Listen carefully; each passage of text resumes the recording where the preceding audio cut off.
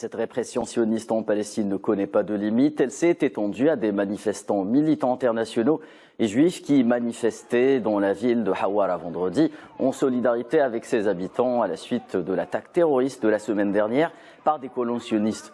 Selon l'agence palestinienne Wafa, les soldats sionistes ont agressé physiquement certains des manifestants, ciblés dans le même temps par des tirs de gaz lacrymogène.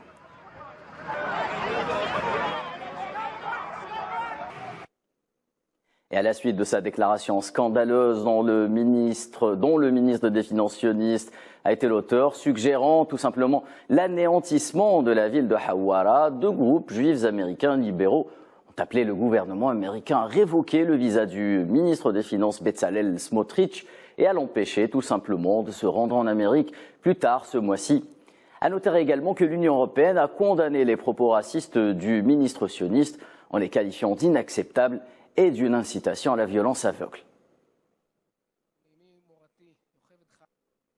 Palestine, toujours, une délégation d'ambassadeurs et de consuls européens s'est rendue vendredi dans les villes palestiniennes du nord de la Cisjordanie occupée, attaquées par des colons sionistes, rappelons-le, dimanche dernier. Ils étaient au nombre de 20 et ont été conduits par le représentant de l'Union européenne en Palestine, Sven Kuhn von Burgsdorf. La délégation s'est rendue dans les villes de Hawara, justement, mais aussi Za'atara et Bourin, dans le gouvernorat de Naplouse.